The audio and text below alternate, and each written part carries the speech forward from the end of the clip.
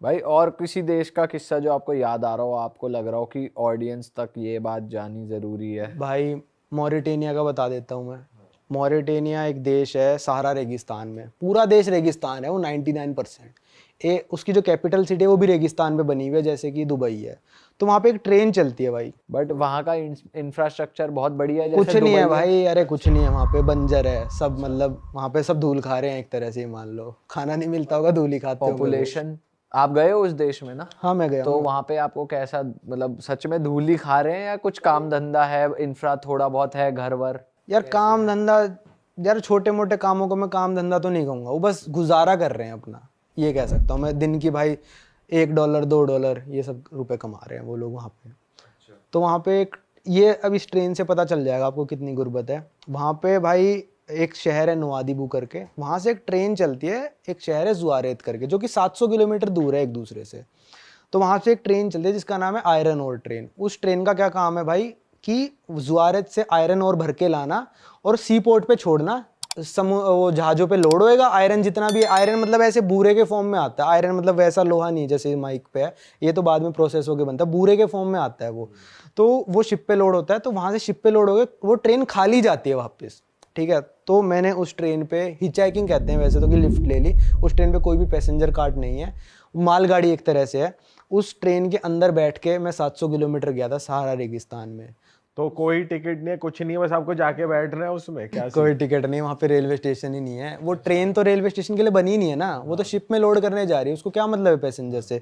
तो लोग भाई वहाँ पे जो पोर्ट पे आए हैं तो अपनी सारी मछलियाँ लोड करके, जितने भी फ्रूट्स वेजिटेबल्स लोड करके सहारा रेगिस्तान के अंदर लेके जाते हैं, बकरियाँ ये सब। तो मैं, बहुत लंबी ट्रेन है, 3 किलोमीटर लंबी ट्रेन है भाई। कितने डिब्बे हैं मेरे को नहीं पता भाई, होंगे 200-300 डिब्बे होंगे। अब जिस डिब्बे में मर्जी बैठ जाओ भाई आप, सारे डिब्बे खाली जा रहे हैं वहाँ से, ठीक है। तो भाई मैंने वहाँ पे लोगों से दोस्ती कर ली जो जा रहे थे। तो मैंने कहा चलो बैठते हैं, ट्रेन आई नहीं रही। कहते कोई फिक्स टाइम नहीं है बाबू इस चीज़ का। मैंने कहा ठीक है भाई, बैठा हूँ। रात के शायद शाम के 6 बजे हो गए थे, अंधेरा होने वाला। ट्रेन आई, हम चढ़े उस ट्रेन पे। मेरे साथ वाले बंदे ने मेरे को पता है क्या बोलता, मैं अंदर कूद गया डिब्बे के अपने सामान के साथ। वो मेरे से कहता भाई एक काम कर, मेरी बकरी पकड़ ले।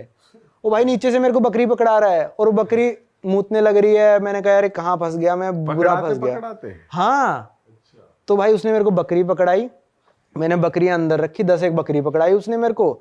अब भाई मैं रात को सोने लग रहा हूँ क्या हुआ, हंसी आ रही है, सीन इमेजिन कर। तो देख भाई बकरी पकड़ रहे, वो क्या कर रहा है, वो गिर रही है, बारिश हो रही है, बस बकरी। अरे मेरे को तो ये भी अजीब लग रहा है ना। गुलाब जामुन तो नहीं टपका दिए उस बकरी ने? गुलाब जामुन नहीं होती बकरी की, तो वो होती है सतमोला।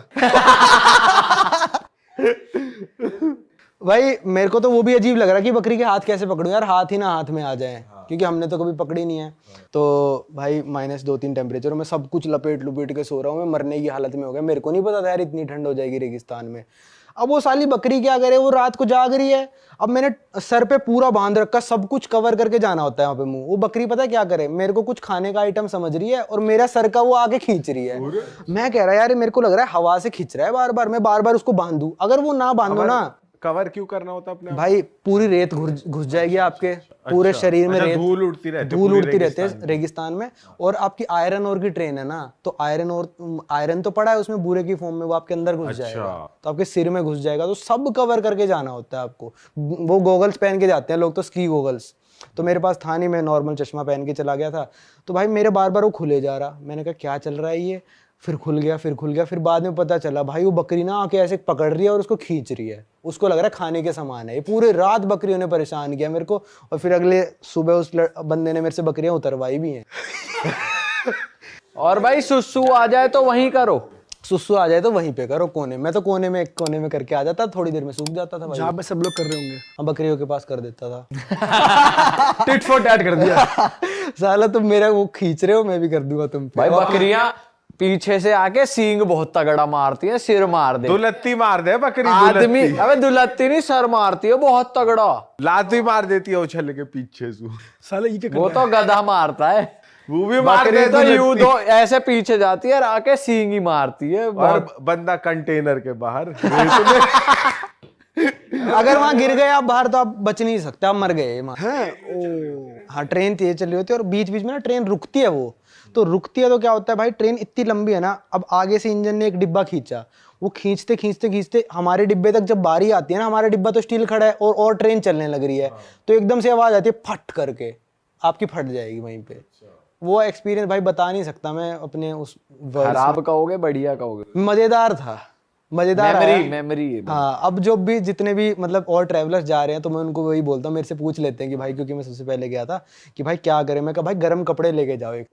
लेकिन जब आप ये बताओ, जब आप शहर पहुंचे हाँ ट्रेन से ट्रैवल करने के बाद, वो कैसा था फिर? कैसा भाई लगा? वहाँ पे ट्रेन लग गई, ठीक है, लोग अपना सामान उतार रहे हैं, अब वो सामान शहर तक भी जाना है क्योंकि वो तो खदान पे रुकी है ना ट्रेन, तो वहाँ पे गाड़ियों की लाइन पहले से लगी होती है लोगों की, कि मेरा बंदा आने वाला है सामान लेके, मैं गाड़ी में लोड करके सामान लेके जाऊंगा।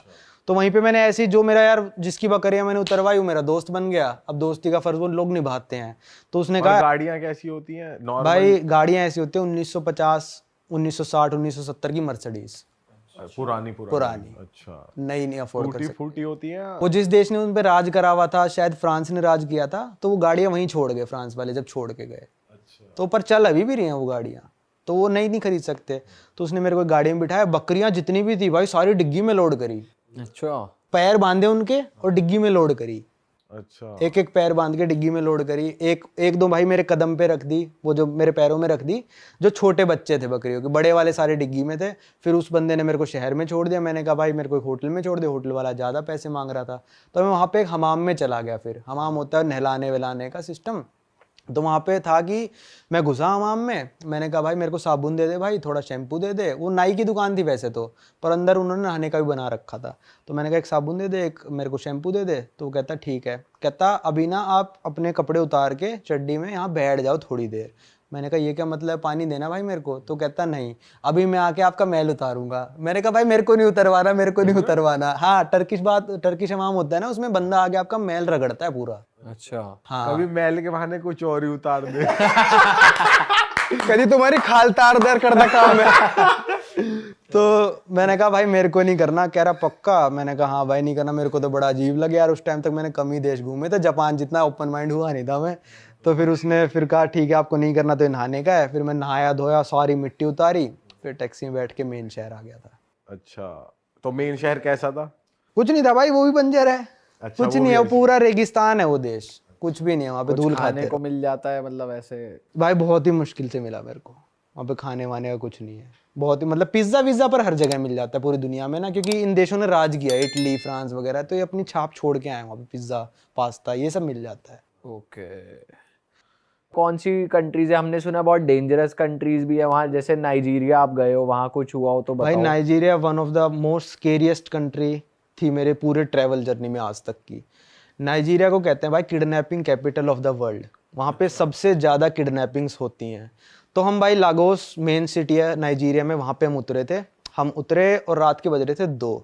तो 2 बज रहे थे, तो हमने पुलिस ऑफिसर से पूछा, हमने ऊबर बुक कर रखी थी कि क्या हम ऊबर में बैठ के चले जाएं, क्योंकि ऊबर को यहाँ भी सेफ मानते हैं इंडिया में, रात के 4 बजे 2 बजे की ट्रैक हो जाएगी। तो पुलिस ऑफिसर हमसे बोली तुम तो पागल हो, तुम ऊबर बुक करके क्यों जा रहे हो, यहीं पे सो जाओ, एयरपोर्ट पे फर्श पे सो जाओ, पर सुबह जाना तुम, वरना तुम हो जाओगे किडनैप। देख ली भाई, तुमने हमारी मेहनत सफल कर दिया। तुम ही लोग हो असली रियल हिट। और अगर आपको बहुत मजा आ रहा है ऐसी क्लिप्स में, ऐसी वीडियोस में, तो फटाफट जाइए प्लेलिस्ट पे बिंज वॉच कीजिए, सारी वीडियोस देख डालो और मौज काटो। That is it. हम मिलेंगे नए पॉडकास्ट में, नए क्लिप में। Till then bye bye, see you, take care, do subscribe.